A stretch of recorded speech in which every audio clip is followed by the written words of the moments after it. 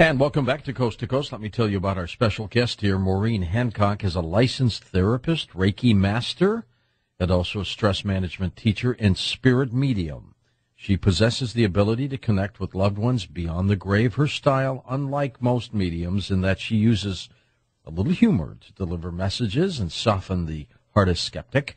Maureen has also spent years working with police departments on homicides and missing person cases. Here she is on Coast to Coast AM. Maureen, how are you? Great, George. Great to be here. And thank you, by the way, for letting us push you back a little bit because of that breaking story of Osama bin Laden. Appreciate it. Oh, no problem at all. He's one of the few on the other side I hope we don't communicate with. Absolutely not. Oh, my gosh. Yeah. Hey, tell me a little bit about you, beyond the bio. Oh, sure. And, you know, it's a little ironic, too, because I was working at Logan Airport when 9/11 happened, and that was the turning point for me. Go back a little bit to, I had lead paint poisoning as a toddler, and I spent 3 years in and out of Children's Hospital, and I was in a coma for a couple of months. And when I came out, I started to see what I now know was spirits around the house. And then cut to 1992, I was in a horrific car accident, broke every bone in my face, and after that accident, I started to hear the voices, I guess. And you heard them quite a bit, didn't you? You put them with the medium next door. When this was happening to you, did it bother you? You know, it did, especially as a child, because, you know, children are very open to spirit anyway, and so I was a little bit afraid when I was a child, and then after my car accident, I was overwhelmed, and, you know, I wasn't looking for this. It does run in the family. My grandmother was very intuitive, even though strong Irish Catholic, head of the God Squad now. And so it took me a while to come out of the closet, and it was 9/11 that caused me to come out and start helping people. Well, okay. Now let's get into some of the incredible things here that have been happening to you. And first of all, what is your take, Maureen, on the other side? What do you think it is? Well, you know, I think that we're all made up of energy. So after the lease is up on this physical vehicle, the driver still continues. And what I've been shown is that, you know, of course, everybody's out of pain, and it's unconditional love, and some people show me their screensaver of heaven. It might be a lot like here, like someone's by the ocean, if that's what they love to do here. And it's just kind of minus all the crap of Earth, and they're just at a higher vibration energetically, I think. Well, now, you know, you are your wife, your mother of 2 young boys, right? Mm-hmm. Some would call you soccer mom. Yes, with a twist. Tell me about your work here, you know, with your children and your family. What do they say about this? Well, my boys are 9 and 11, and of course, when they were a little bit younger, they weren't really sure what I did. One of my sons said I was a rock star because I would leave to do these events with amplifiers and microphones, and he told everyone in class, my mom's a rock star. Until I told him, you know, no, I talked to the angels, and of course my husband was a skeptic, so it was hard for him to accept it. And now they're very proud. Like I see on papers that come home from school, my mom helps people. She works with cancer patients, and she helps parents who have lost children. And so they know that I'm all about giving back, and I try to instill that in them as well. Well, good for you. Hold on for 1 second, Maureen, with another breaking story about Osama bin Laden. Sure. CNN is reporting that he's been buried at sea. Now, that has got to be one of the most bizarre things I've ever heard, and if that's the case, the body is no longer around.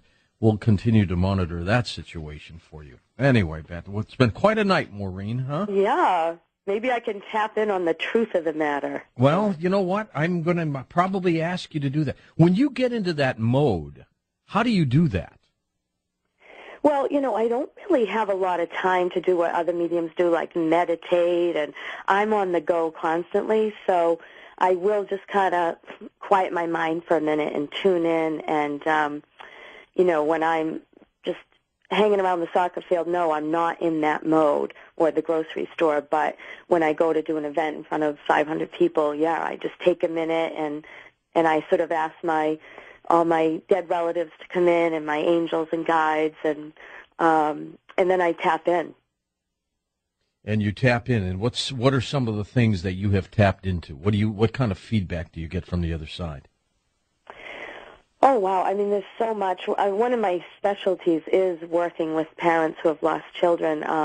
I do offer free readings every day for them because there's just no greater loss. And and when you say lost, you're talking about they've died, or physically they can't find them? Just the physical loss of being able to hold them and touch them and make sure that they're okay. And so I'm that overseas operator to help them to know that they are okay. They're safe. Most parents, they want to know, is my child okay? And who are they with? And, are they at peace? And do they know how much we love them? So I provide that comfort and knowing, I hope. And so the feedback here, anyway, has been phenomenal, just that, especially because I use lighthearted humor to celebrate the memories in life, and that people are flocking, and everyone, especially right now, they want to just have that little bit of peace of mind, I think, and hope, that there's hope. Well, there's hope, and I think that is so important under this kind of situation that a family is going through. I mean, I would, gosh, I can't imagine what it's like. I don't want to imagine what it's like. So I'm sure right. you bring them some kind of comfort. Oh, yeah, and my own sister lost her son tragically at 19. His car fell on him, and we never thought it would happen to us. And, now we try to work together, my sister and I, to help other parents and run support groups. And especially my book, The Medium Next Door, there's so many stories in here from families who have learned to smile again and go on and know that they're not dead, they're just different. Don't you love it? I sure do. Now tell me, you get contacted now from police departments, so you must have a pretty national reputation. Yeah, the word is definitely spreading, and it's all been through word of mouth. Like, I don't advertise. Yes, I have a website, MaureenHancock.com.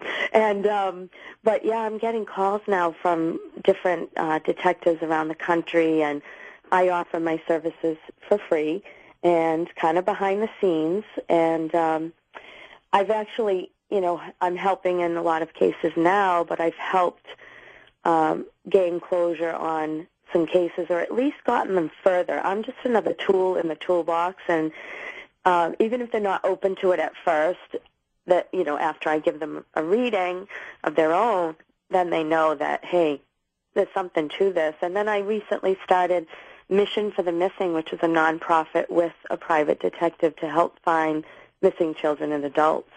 And we brought home some living children recently, and that's the goal, right? Maureen, what would you tell family members about their children who have passed on? I mean, obviously you said you're trying to make them feel better, but I mean, do you get into, the gruesome, some of them, if they had been abducted and murdered? How do you tell them these things? Yeah, I definitely have a very light way of bringing through information. I don't cause them additional pain. I want them to be able to, the goal for me is to help them to know that at the place they're at now and where they're at now, that they are okay. And yes, maybe they've gone through this horrible ordeal, but, I'll tell them, first of all, who they're with by name, facts, information, and then they know, oh, that's my father, and I always pray to him that he's watching over little Billy, and then I tell them that they didn't suffer, and because I'm not given bad information, so the session for me is uplifting. It's not to bring them down again or back to that place. If they don't know that they have passed, then I just say, hey, listen, this is my feeling. I don't want to take away hope from you, but I want you to know that they are okay. What do you get from the other side? What kind of information? What do they describe? So mind readings start out, I hear a lot, so I will go right over to a person at an event, and, I don't just reach out, does anyone know someone who had a heart attack in their 80s? So I go right up to them and I say, your mother's here, I'm hearing the name Margaret, and she had lung cancer, are you one of 5? 3 girls, 2 boys, and so that's just to help validate. I like facts. I want people to give me facts, spirits to give me facts, because I was a former skeptic. So, and then they'll go into things that are going on now. Hey, did somebody just have surgery on their stomach last Tuesday? Everything's going to be okay. They heard your prayers, and I might throw in a couple of jokes like, hey, did they used to, act like this or say this saying? And then they laugh. The minute that something gets heavy, I throw in a little quip to make them giggle, or just say, wow, yeah, my father used to say that all the time. That's hysterical. How do you shut these voices off that you hear, Maureen? Well, when I'm home, I'm definitely just, medium mom, the medium next door, my new book. And I have learned how to shut them off. When it first started, George, I couldn't shut the voices off, and I hated it. I was like, please, take this away. This is awful. I'd have spirits coming out of the closet, poking their heads out like, hi, I'm Joe. You're going to be meeting my daughter in the morning. And I'd be like, go away, Joe. So luckily, I have the switch, and I turn it on and off as I so choose. When I'm at an event, I'm on. When I'm at home or on the ball field or getting my hair done, I'm off. Do you come across skeptics, people who think, come on, Maureen, you're not talking to the other side? Do they come at you? They do, don't they? All the time. And I used to be afraid of them, frankly. Like I would, at an event, and I have a lot of guys that come to my shows because of the humor. Former stand-up comedian, and now I'm the comedian medium, with, a serious side as well. But now I go right up to them, and I love to see the transformation. So when I walk over to a guy, and he's giving me the look, and he's rolling his eyes, and I say, and this just happened a couple of weeks ago, I said, do you know Phil? And the guy said, yeah. I go, is that your dad?